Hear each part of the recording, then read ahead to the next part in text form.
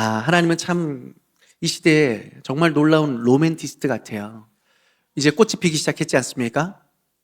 이 봄꽃 향기가 흩날리는 이때에 주님의 부활을 기념하도록 하나님께서 이 아침을 허락하셨는데, 이렇게 예배를 드리다 보니까 아이들도 있고, 절기다 보니까 우리 성도님들이 안 보이던 성도님들도 앉아 계시고, 또 절기이다 보니까 우리 성도님들 옷차림이 화사해요.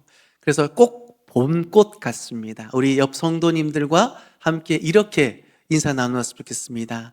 성도님의 얼굴을 보니 꼭 봄꽃 같습니다.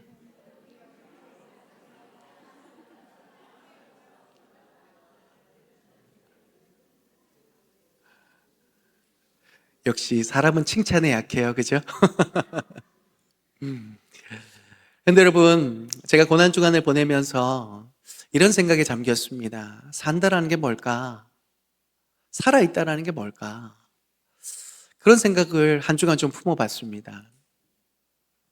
주님이 당하신 고난을 묵상하면서 정말 살아있다라는 건 뭘까? 그런 생각을 해봤자고요.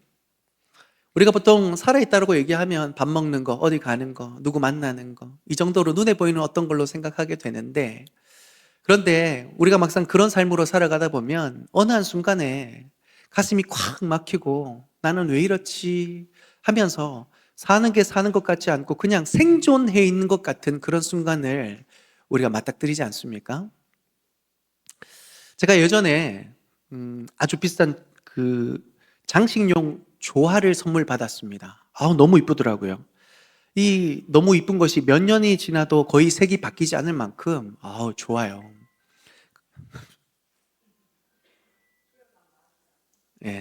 쉬어가며 하겠습니다. 예. 색이 거의 변하지 않습니다. 잎사귀도 몇 년이 지나도 여전히 싱싱합니다.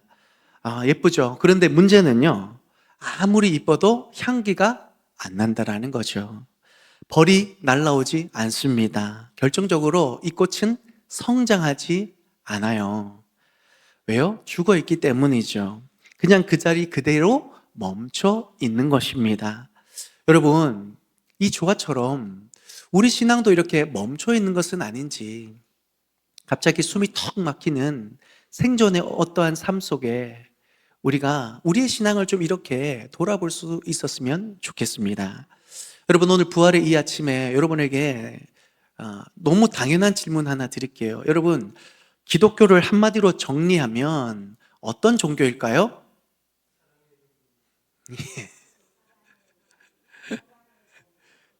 예, 사랑합니다, 여러분. 그러나 여러분, 대충 눈치상 제가 대답 잘하시라고 앞에 깔아드렸잖아요. 부활의 이 아침이라고 말씀드렸잖아요. 자, 여러분, 기독교를 한마디로 정리하면 어떤 종교일까요? 역시 우리 양기절교회 성도님들은 사랑하는 여러분, 기독교는 부활의 종교입니다. 부활이 있기 때문에 기독교가 존재할 수 있는 거예요. 그런데 여러분, 만약에 부활이 없다면 어떻게 될까요? 사도 바울은 부활이 없다면 이라는 그 전제하에서 우리의 삶이 얼마나 비참해지는지를 기록해 주고 있습니다. 부활이 없다면 우리는 세상에서 가장 허망한 신기루를 쫓는 사람들이라는 거예요. 가장 고약한 거짓말쟁이이거나 아니면 일요일 이 아침에 앉아있는 우리가 사실은 세상에서 제일 불쌍한 사람들이 되고 마는 것이죠. 부활이 없다면. 하지만 여러분, 부활은 거부할 수 없는 역사적인 사실이고 우리 신앙의 뜨거운 심장인 줄 믿습니다. 우리는 두 가지 부활을 믿습니다. 하나는 2000년 전 무덤을 깨고 다시 사신 예수 그리스도의 그 부활을 우리가 믿습니다. 두 번째는 주님 다시 오실 그날에 우리도 주님이 다시 사신 그 첫 열매의 모습처럼 우리도 다시 사는 그 부활, 나의 부활이 있음을 믿습니다. 그런데 여기서 중요한 질문 하나가 생겨요. 예수님의 그 부활은 과거의 사건이고 이제 앞으로 내가 경험할 나의 부활은 아직 좀 미래의 일이죠. 우리는 오늘 지금을 살아가고 있는데, 그렇다면 그 부활을 믿는 믿음은 우리의 삶에서 어떻게 드러나야 하는가? 이 질문을 해볼 필요가 있죠. 기독교가 부활의 종교인데. 여러분, 그런데 솔직히 한번 말씀해 보실래요? 지금까지 여러분 살아오시면서 죽은 자가 벌떡 일어나는 거 봤습니까? 못 봤습니까? 권사님만 못 봤어요? 권사님, 저도 못 봤어요. 근데 여기 앉아 계신 분들 다 똑같지 않아요? 숨기고 살지 마시고. 다 못 봤잖아요. 다 못 봤어요. 이게 뭘 말하는 걸까요? 주님은 지금 오늘을 살아가는 우리에게 죽은 자가 벌떡 일어나는 부활을 말씀하시는 게 아니라는 거죠. 그 부활의 능력이 다른 형태로, 다른 의미로 우리에게 역사되고 있다는 것을 반증해 주고 있는 것입니다. 이 모습을, 이 부활의 능력을 사도 바울이 가장 잘 보여주고 있습니다. 사도 바울이 지금 이 빌립보서를 어디에서 썼냐면 감옥에서 썼습니다. 감옥에서. 빚도 없고 수갑을 차고 자유도 다 빼앗긴 것 같은 그 어둡고 눅눅한 곳에서 아이고 나 죽네 하는 것이 아니라 오히려 그 감옥 밖에 있는 성도들을 향하여 기뻐하라고 선포하고 있습니다. 여러분, 이게 가능할까요? 가능합니까, 여러분? 남들이 보기에는 끝난 인생 같은데 그 안에 세상의 줄 수 없는 진짜 행복과 축복을 누리고 있다는 이 모습 속에 우리가 뭘 발견하게 되냐면, 이게 바로 성경이 말해주는 부활의 능력이구나. 바울의 신앙은 멈춰있는 조화가 아니었습니다. 죽음조차 뚫고 나오신 예수님의 생명이 바울 안에서 꿈틀꿈틀대고 있었기 때문에 비록 그가 감옥 안에 있다 할지라도 기뻐하고 행복하다라고 선언할 수 있게 된 것이죠. 따라서 여러분, 우리에게 이 부활의 능력은요, 천국 가는 티켓, 나중에 사용하는 티켓이 아니라 오늘 당장 사용해야 할 주님의 능력이고 축복임을 기억하시길 바랍니다. 월요일부터 금요일까지 우리는 때론 감옥 같은 현실을 마주합니다. 하지만 그 안에서도 바울처럼 우리가 부활의 능력을 인정하고 선포한다면 우리는 웃을 수 있고 오늘의 행복을 빼앗기지 않고 환경에 지배당하지 않고 오히려 환경을 정복할 수 있는 믿음의 한 사람으로 살아가게 될 줄 믿습니다. 오늘 본문을 통해 우리의 신앙이 예쁘기만 한 조화를 넘어서 어떤 상황도 반전시키는 살아 숨쉬는 신앙으로 다시 한 번 더 일어날 수 있기를 기대합니다. 그렇다면 우리가 10절의 말씀 다 같이 한번 읽어보도록 하겠습니다. 시작. 권능과 그 고난에 참여함을 알고자 하여 그의 죽으심을 본받아. 아멘. 여러분, 제가 이 10절을 읽으면서 왜 성도들이 성경을 읽기 싫어하는지 다시 한 번 더 깨달았습니다. 띄워보세요. 이게 무슨 말인지 아시겠어요? 내가 그리스도와 부활의 권능과 그 고난에 참여함을 알고자 하여 그의 죽으심을 본받아. 한국말인 건 알겠는데, 무슨 뜻인지는 알겠는데 해석하기 힘지 않으시죠? 네, 저 보세요. 여러분, 쉽게 말해서 바울은 이 말을 하고 있는 겁니다. 내가 진짜 예수님을 깊이 알고 싶다라는 거죠.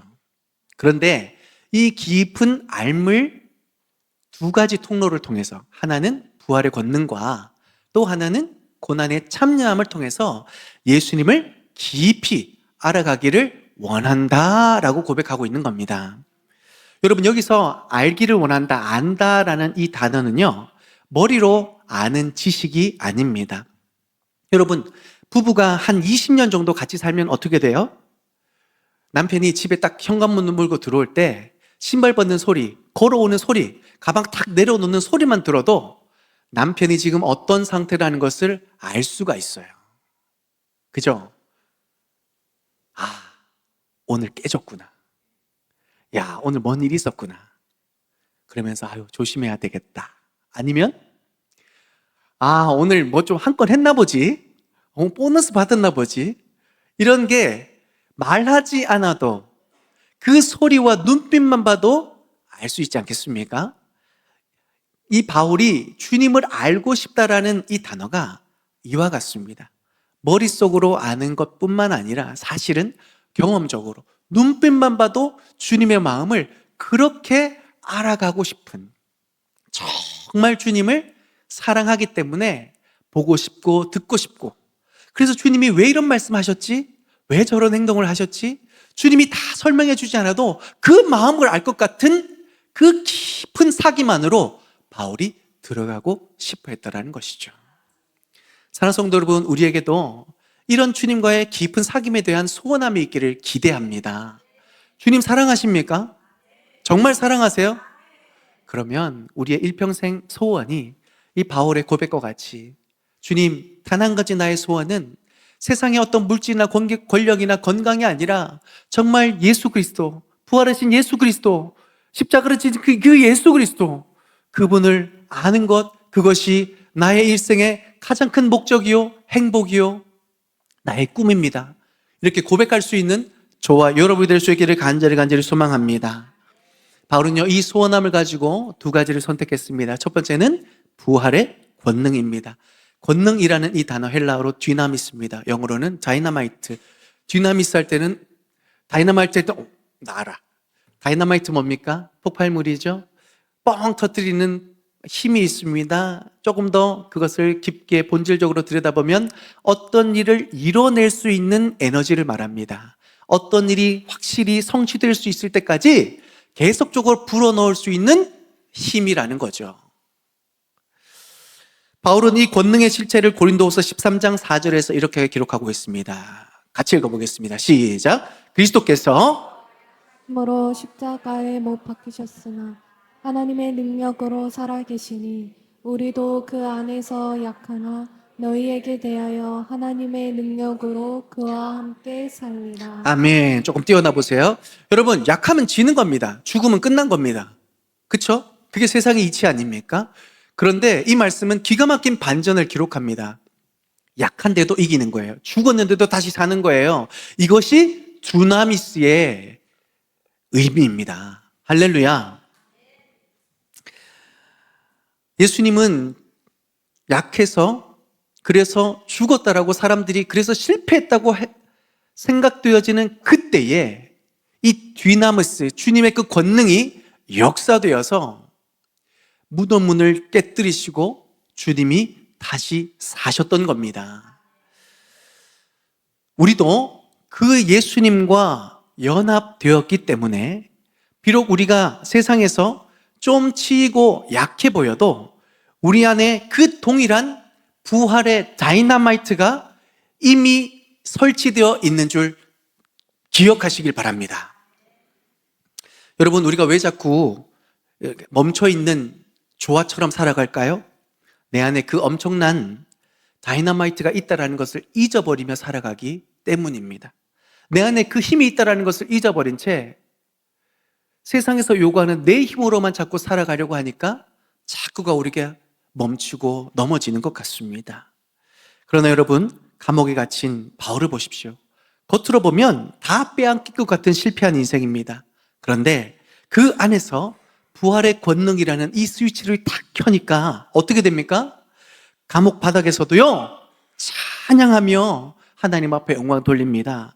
오히려 찬양하니까 옥문이 막 흔들거리잖아요. 간수들이 이를 어찌할꼬 난리 날 때에 오히려 그들에게 복음을 전하는 위대한 반전이 바울의 삶에 일어나게 되는 것입니다. 환경은 그대로인데 내 안에 에너지가 바뀌니까 인생이 축복으로 변하게 되는 것이죠. 여러분, 이 부활의 권능, 제가 이전에도 말씀드렸지만 나중에 주님 다시 오실 때 쓰는 게 아니에요. 지금 쓰는 겁니다. 답답한 우리의 삶에, 또 치열한 우리의 생업에, 참 말 안 듣는 우리의 가정 안에서, 자녀들 안에서, 속 썩이는 남편 앞에서, 그 고단한 일터에서 우리가 나중이 아니라 바로 지금 우리가 써야 하는 현재 진행형의 축복임을 꼭 기억하시길 바랍니다. 자, 두 번째, 우리가 통로, 바로 고난에 참여함입니다. 참 아이러니한 이야기를 좀 해볼까 합니다. 바울이 부활의 권능을 깨달았어요. 얻었어요. 이거 우리에게 있어요. 아멘이시죠? 그렇다면 이 부활의 권능을 받았으면, 권세를 가졌으면 이제 뭐 할까요? 생각을 해보면 권세를 가졌어요. 힘을 가졌어요. 그럼 대부분 사람들이 뭐 하러 갈까요? 나 이런 능력 가졌어.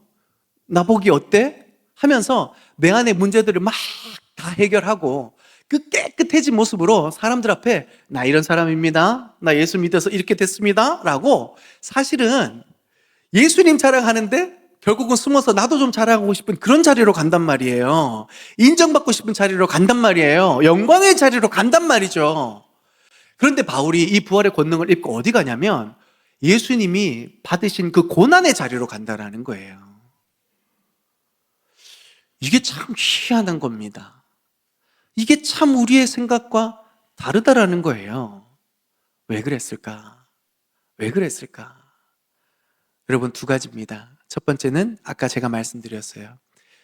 바울은 주님을 사랑했기 때문에 주님이 계신 곳으로 나아가기 원했던 겁니다. 여러분, 우리가 신앙생활하면서 주님이 제일 어디 계신 것 같아요? 주님을 제일 많이 깊이 만난 곳이 여러분 어디셨어요?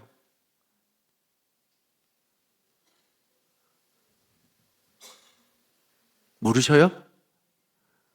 주님을 가장 깊이 만났던 때가 언제예요? 어디예요?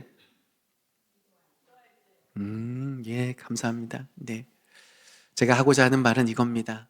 우리가 칭찬받을 때, 영광 받을 때, 그때 하나님이 잘 보이지 않고 자꾸 사람 보이고 내가 보입니다. 그런데요, 정말 누추한 곳, 실패한 곳, 힘든 곳, 고난의 그때에 사람들이 떠나고 나도 나를 막 외면하고 싶은 그때에 주님이 가장 뜨겁게 우리를 만나 주시더라고요. 바울은 그 사실을 깨달았기 때문에 내 사랑, 내 주님을 만나기 위해 세상 사람들이 다 추구하는 그 높은 곳, 바울도 다 가지고 있었어. 좋은 집안이고 좋은 실력을 가졌고 좋은 학벌 가지고 있고, 그 높은 곳에 사람들이 가고자 하는 곳에 바울이 가려는 것이 아니라 주님이 정말 계시는 온 인류를 살리기 위해서 그 자신이 십자가를 지시러 저 밑바닥으로 내려가신 그곳으로 바울이 갔던 겁니다. 왜요? 그곳에 주님이 계시기 때문이죠. 사랑하는 성도 여러분, 오늘 이 바울의 모습 속에 다시 한 번 더 복음의 원리를 기억했으면 좋겠어요. 사랑하는 성도 여러분, 복음의 원리 간단합니다. 내가 죽어야 예수께서 사신다라는 거죠. 내가 죽어야 예수께서 사시는 겁니다. 바울은요, 그 예수님을 만나기 위해서 자기가 죽는 고난의 자리를 선택한 것입니다. 바울은 그런 인생을 살아갔습니다. 너무나 사랑하여서 예수님의 인생을 정말 똑 닮은 인생을 살아갔어요. 제가 금요일 날 그 말씀 드렸어요. 예수님은 십자가에서 달려 죽으시던 그날만 고통당하신 것이 아니라 그의 인생 전체 33년의 그 모든 인생이 괴로움의 연속이었고 고난 그 자체였다고 말씀드렸어요. 바울도요, 사도로서 쓰임받는 그 모든 시간들이 고난 그 자체였습니다. 예를 들어 볼까요? 바울이 루스드라에서 어떤 일을 당하냐면 복음 전하다가 돌에 맞아 죽은 줄 알고 사람들이 버려버립니다. 그런 일을 당해요. 또 40에 한 대 감한 매를 그렇게 맞고요. 또 빌립보 감옥에서는 등가죽이 터지도록 채찍질을 당합니다. 배고프고 춥고 외롭고, 그것이 바울의 삶이었어요. 그런데 유대 전승에 이런 이야기가 나옵니다. 바울이 참수당하기 직전에 복음 전하다가 그 고생하다가 결국은 참수당하거든요. 근데 그 직전에 제자가 울면서 이렇게 물어봤답니다. 스승님, 평생 고생만 하시다가 이렇게 가시는데 억울하시지 않습니까? 그렇게 고생하면 뭔가 좀 빛을 봐야 되는데 스승님 좀 억울하지 않으세요? 이렇게 물어봤대요. 그랬더니 이 바울이 빙그레 웃으면서 이렇게 대답했다고 합니다. 얘야, 나는 잃은 게 하나도 없단다. 나는 고난이라는 잔돈을 주고 예수라는 보물을 샀거든. 고난이라는 잔돈을 주고 예수라는 보물을 샀거든. 이제 곧 그 보물을 직접 만나러 가는데 어찌 억울하겠느냐. 저는 이 글을 읽는데 참 마음이 찡하더라고요. 여러분, 이게 부활을 믿는 사람들의 위대한 고백인 줄 믿습니다. 우리가 고난이 싫지만 그 고난을 기꺼이 견딜 수 있는 이유가 이것입니다. 이 고난이라는 잔돈을 치를 때마다 세상의 자존심이나 헛된 욕심 같은 조화들이 다 떨어져 나가고 그 자리에 그리스도라는 진짜 향기가 채워지기 때문입니다. 따라서 사랑하는 성도 여러분, 혹시 지금 고난 중에 계십니까? 왜 나만 이래라고 서운해하지 마십시오. 여러분은 지금 바울이 걸었던 그 VVIP 전용 통로에서 서 계신 것입니다.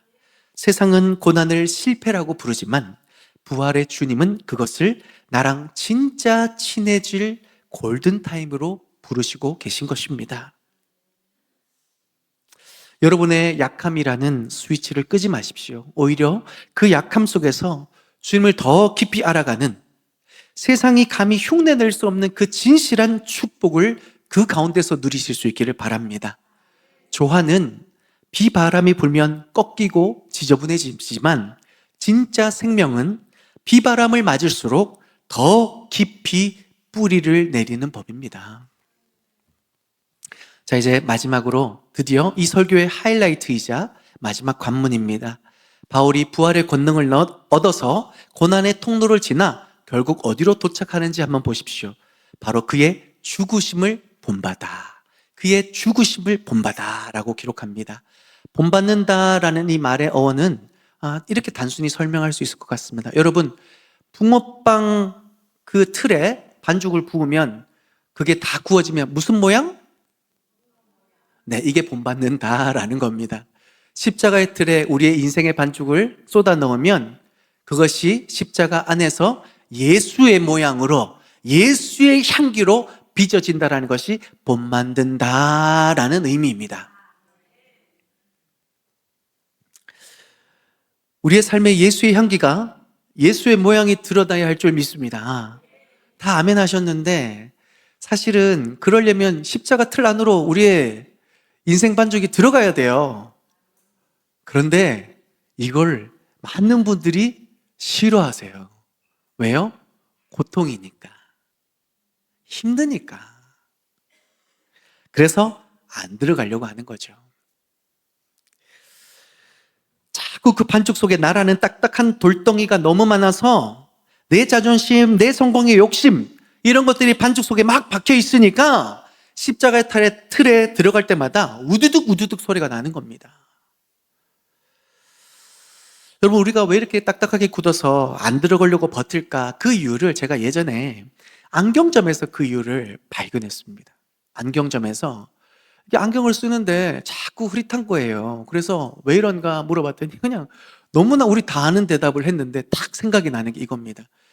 선생님, 세상이 흐릿한 거는 안경 도수가 안 맞아서 그렇습니다. 우리 다 아는 사실이죠. 다 아는 사실이잖아요.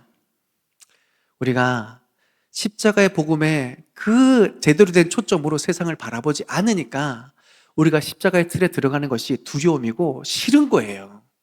바울은요, 그 십자가의 도수를 정확하게 맞춰서 그 고난을 바라봤을 때에, 그의 삶을 비춰봤을 때에 고난으로 끝나는 것이 아니라 이게 영광이다라는 것을 보였던 겁니다. 그 사실이 보였으니까 그 고난에 참여할 수 있었던 겁니다. 여러분, 고난은요, 우리를 가두는 감옥이 아니에요. 우리를 힘들게 시키는 그런 고생이 아니에요. 우리의 초점이 안 맞아서 우리는 자꾸 고난을 고난으로만 끝난다고 생각을 하는 거예요. 아니죠, 여러분. 잘 십자가의 복음에 그 초점을 잘 맞춰서 복음의 능력으로, 부활의 능력으로 보십시오. 예수님이 십자가를 통해서 죽으셨습니다. 그리고 그 죽음을 통해 인류 역사에 가장 위대한 반전을 일으키셨어요. 그 예수님이 우리 안에 계시다면 그 주님은 분명히 우리의 그 고난을 통해서 우리 인생에 잊을 수 없는 반전의 역사를 일으켜 주실 줄 믿습니다. 그렇다면 그 역사를 위해서 우리가 처한 그 고난을 잘 해석하고 바라보아야죠. 복음의 시선으로요. 부활의 능력으로요. 그렇게 바라보았을 때에 고난이 당장은요, 어려워 보이고 힘들어 보이지만 자세히 보십시오. 주님이 그 고난을 통해 우리 각자에게 주시는 능력과 우리 각자에게 주시는 축복이 반드시 발견되어지게 될 줄 믿습니다. 그러니 여러분, 그 고난을 만났을 때에 주님을 발견하기 위해 애쓰십시오. 더 주님 앞에 나와서 주님, 나를 죽여주시고 예수로 살 수 있는 그 복음의 지혜, 그 부활의 능력이 나에게 있기를 소망합니다. 간절히 주님 앞에 구하며 나아갈 때에 이 능력이 우리의 능력이 되어질 줄 믿습니다. 자, 말씀을 맺습니다. 사랑하는 성도 여러분, 우리는 오늘 빌립보서 3장 10절에 이 말씀을 함께 나누었습니다. 세 가지를 꼭 기억하셨으면 좋겠습니다. 첫째는 내 안에 다이너마이트가 있다는 겁니다. 예수의 부활의 능력이 있다는 겁니다. 따라서 이 권능은 오늘 나를 일으켜 세우는 실제적인 힘이라는 것을 기억하면서 이제는 이전을 걸어 나아갔을 때에 이 능력으로 승리할 수 있기를 주님의 이름으로 축원드립니다. 둘째는 고난은 하나님의 은혜를 경험하는, 하나님을 만나는 VVIP 전용 통로입니다. 여러분, 고난은 힘들기만 한 재수 없는 일이 아니라 주님과 가장 친밀해질 수 있는 은혜의 시간임을 기억하십시오. 마지막 셋째는 십자가의 안경입니다. 고난이 고난으로 끝나는 것이 아니라 그 고난을 통해 하나님이 계획하신 선하신 뜻이 있다는 것을 바라보게 될 때에 우리는 고난을 담대히 맞이하면서 그 고난 속에 역사하시는 하나님을 발견하기 위해 담대히 그 고난을 맞이하게 될 줄 믿습니다. 그런데 여러분, 이제 마지막으로 중요한 포인트가 있습니다. 12절입니다. 12절 같이 한번 읽어보겠습니다. 시작. 땀도 아니라 오직 내가 그리스도 예수께 잡힌 바 된 그것을 잡으려고 달려가노라. 아멘. 아멘. 여러분, 부활 신앙은요, 가슴에 달고 다니는 박제된 조화가 아니라고 말씀드렸어요. 부활은 오늘을 살아가는데요, 비유하자면 부활은 결혼 생활과 같습니다. 여러분 생각해 보세요. 결혼식 날 신랑 신부가 검은 물이 팥불이 될 때까지 서로 사랑하겠습니다, 아멘, 이게 서약하잖아요. 그러면 땅땅땅 부부가 됐음을 선언해 줍니다. 그렇다고 그 사랑이 완성됩니까? 아니잖아요. 실질적인 사랑의 완성은 그 다음 날부터 시작됩니다. 서로 일어났는데 눈곱 껴있고 말도 안 되는 그 치약통 하나 때문에 이렇게 짜니 저렇게 짜면서 서로 다투다가 그러면서 사랑이 완성되는 거죠. 부활도 똑같습니다. 예수님이 살아나셨고 우리가 생명을 얻었다는 것은 결혼식 같은 거예요. 확정된 사실이죠. 바울은 말합니다. 나는 그 예수님을 매일 더 깊이 사랑하고 싶어서 오늘도 지금도 그 손을 붙잡고 있다. 뭐예요? 계속해서 그 부활의 능력이 내 것으로 완성되기 위해서 오늘도 결혼 생활처럼 열심히 주님을 사랑하고 노력하고 있다라는 겁니다. 여러분, 매일 조금씩 자라나고 매일 조금씩 주님의 성품을 닮아가는 것이 바로 부활의 능력, 현재 진행형의 사랑 이야기라는 것이죠. 따라서 여러분, 나는 왜 이렇게 안 변할까 자책하지 마세요.